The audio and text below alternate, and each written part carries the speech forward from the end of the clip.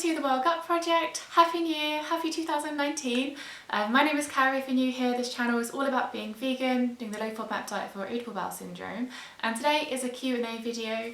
I was thinking kind of around Veganuary for the awesome people giving kind of vegan a go, but these are just kind of really general questions people have asked when I posted on Instagram and some emails, so let's get cracking on the questions. So Jenna Rose asked, have you ever seen a dietitian? What was your experience like? And would you recommend it? And do they try and discourage veganism? Well, I did see several dietitians actually, because I went through the NHS and it took quite a while to see the FODMAP trained dietitian. They only had one and she wasn't in all the time, and I ended up seeing others who weren't trained, which wasn't that helpful because I knew at that point I knew a lot more than them anyway because I'd been reading about it. And they were quite sceptical about how practical it was, and I think they thought it was too restrictive because they didn't really know all the foods you could eat, and yeah, so that wasn't that helpful. But when I spoke to one who was actually FODMAP trained, she was really encouraging. She gave me really helpful advice, practical stuff, kind of reassured me on certain things and helped me work out what I could eat a lot of. Finding someone who actually really knows about FODMAPs is the main thing.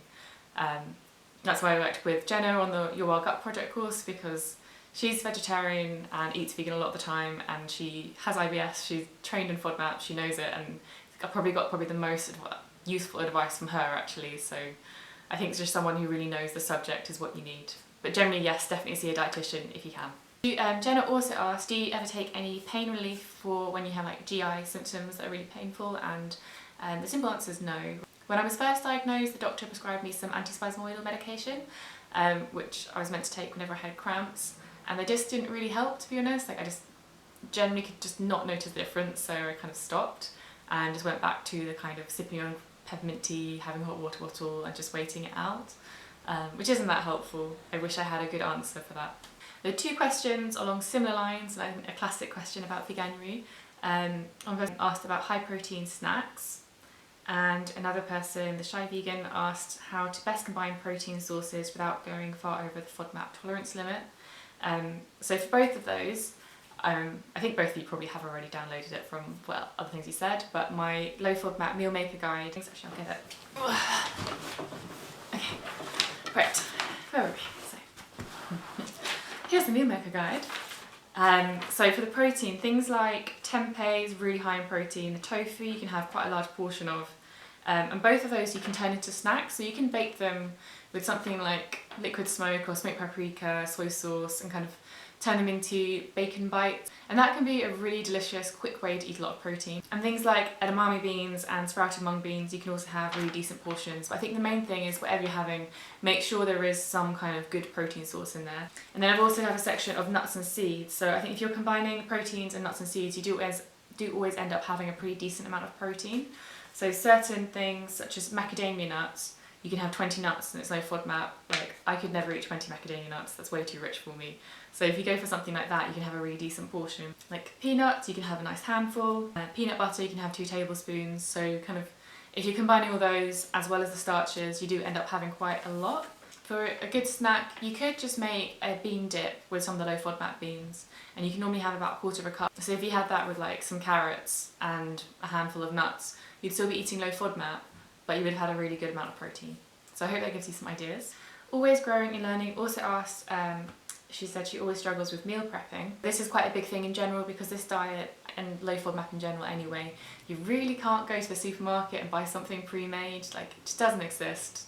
No one, especially in England, no one knows what low FODMAP is, so you're not really going to find something apart from sushi. So the main thing is, whenever you are cooking, never cook as much as you need, always cook twice that. Just always cook for you in the future, because you're already doing it, and it'll normally take you 5 or 10 minutes extra rather than the whole half an hour or longer to cook the meal. So just cook more than you need, and sometimes it helps just to have one time where you cook loads of stuff to go in the freezer, and then you kind of get ahead of yourself and you give yourself a little bit of space to then start batch cooking and building up more of a hoard of food you can turn to in a hurry. So just get ahead of yourself once and then maintain it, and it'll work a lot better. Anna asked, what are the best exercises that can alleviate IBS pain? So there's a lot of evidence showing now that yoga is a really powerful way to help manage symptoms. So gentle yoga. I'm going to try and do some more, because I also teach yoga professionally on the side. So I'm going to try and do some videos specifically for different kind of issues with IBS this coming year.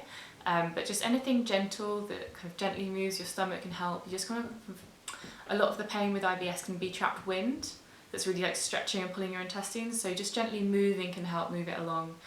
That, something like walking, really gentle, just gentle stroll, get some fresh air, can really help just move and distract you and calm you down. A lot of it's to do with just soothing your nerves and also distracting yourself from the pain. But the main thing is nothing intense or strenuous or stressful, because that's just going to make you feel worse. Adina asks, what are some of your daily habits that helped you long term with IBS? The biggest one and the biggest change for me has been changing my frequency of eating and how much. So my natural way of eating, if I was just kind of following my instinct, would be to have probably 2 big meals a day, not snack. That's just kind of how my appetite goes. But it really doesn't work for IBS, because that means it's near impossible to have enough calories and nutrients in 2 meals and still keep it lowish FODMAP. So for me, I now probably eat about 4 to 5 smaller meals a day, and I have to make sure I have breakfast even though I'm not usually hungry in the morning. And it just means that I don't overload my digestive system in one big meal. Even if I'm not able to eat kind of low FODMAP, that still helps. I don't eat strictly low FODMAP anymore. I'm kind of on the other side of it. I know my tolerances. I kind of roughly know where I can push things, but just making sure I have breaks every now and again and do eat low FODMAP really helps. And just really listening to my body, kind of thinking digestively, am I ready to have a low FODMAP meal or a high FODMAP meal? Anna asked, and apologises for it not being Veganuary focused, because that was originally what I intended, but it's still a good question. She said, do you have any tips for doing reintroductions? I've been trying for 2 months. So I'm guessing this is a kind of planning, organisation, commitment, motivation thing, because obviously it feels like a really big challenge to consistently be eating really strict low FODMAP and then do the test on the days. And I would say you don't have to do them all in a row. Like you can, if you've got 1 week when you know you're not going to be too busy, you can do a challenge, do it. And then it doesn't matter if you can't do one the next week. As long as you do one eventually, you're going to get the information you need about your personal tolerances. So it's not all or nothing, just chip away at it and slowly get to know your body. Nina asks, can you eat kimchi and kombucha? I heard they're amazing for your gut. So Monash have actually tested kombucha tea, which is pretty cool. And they found you can have 1 teacup, which is 180 ml, and that's low FODMAP, but 1 mug at 250 ml is high FODMAP, high in oligofructans. So that's a good answer for you. The evidence that they're good for your gut is kind of mixed. It's definitely good to be having kind of probiotics, but it's really difficult to prove they actually make it to your gut. But to be honest, kombucha is probably going to be a much healthier, kind of interesting soft drink, so go for it. It tastes really good. I would really actually like to learn how to make my own. So that's like a thing for 2019 I want to do.